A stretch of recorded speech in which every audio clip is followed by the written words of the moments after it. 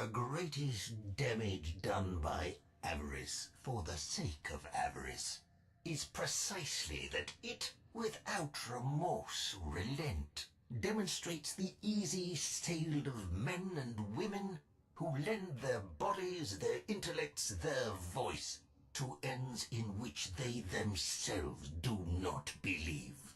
The temple of profit is an ideology that teaches one thing only, that all creations of the mind, words, images, and ideas are meaningless.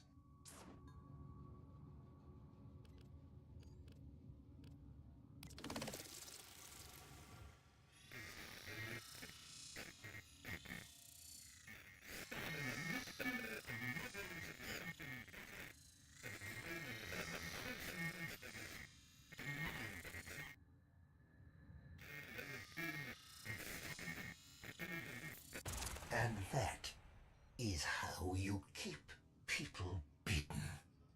By starving them not only of models of something better, but draining them of wholesome inspiration, denying them examples of a higher way of being, and sapping them of any belief that they can achieve it. To be blunt, to hell with the corpus! Although there was one corpus, a singular man, for whom I make a singular exception. His name was Sigurd Sava.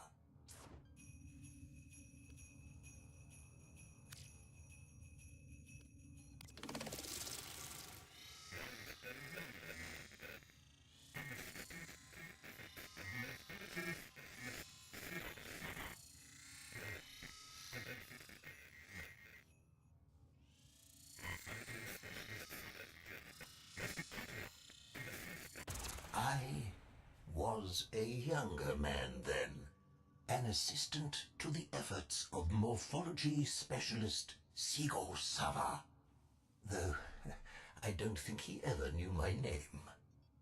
Morphology specialist Sava's job was to catalogue and assess whatever life forms, dead or alive, were uncovered as Venus sprang back to life.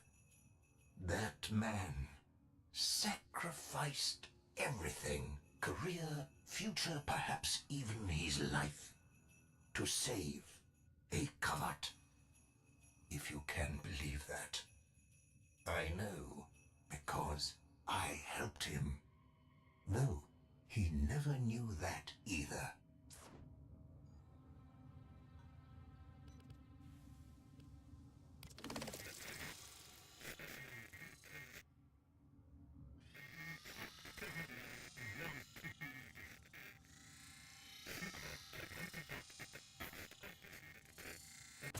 The covet, specimen VK7, had been tracked to her lair and was to be destroyed.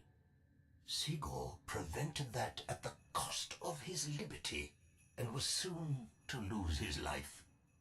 Coward that I was, I told myself there was nothing I could do. Then she was there, VK7, in front of my hab, waiting, looking at me with more intelligence than any coward should have. And she dropped keys at my feet. The keys to the security center. It was I who opened the door to Sigurd's cell, who watched as VK7 dispatched Sigurd's would-be executioner, a corpus I had often worked with in Reclamation 3. It was I who ensured one cargo pod in particular was replotted to intercept an outbound Solaris rail tractor.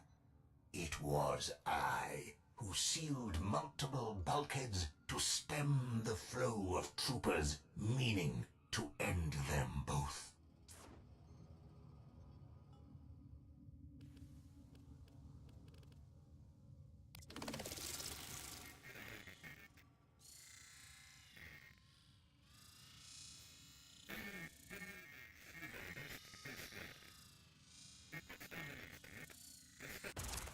why did I do it?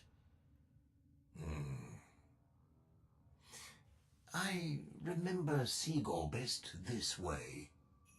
He puts down an instrument, respects me enough to look me in the eye, and he tells me, "Every living thing longs to be whole. Every living thing yearns to defy death.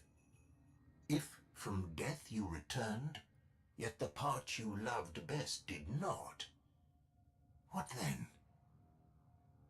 That was the last thing he ever said to me. That is why I helped him. In saving that animal, Seagull Sava had saved himself. How many of us can say that? I was not about to stand by and let the corpus steal from him the one thing that was truly his. To a flaming hell with the bloody corpus. Cetus is where Seagull went. The plains.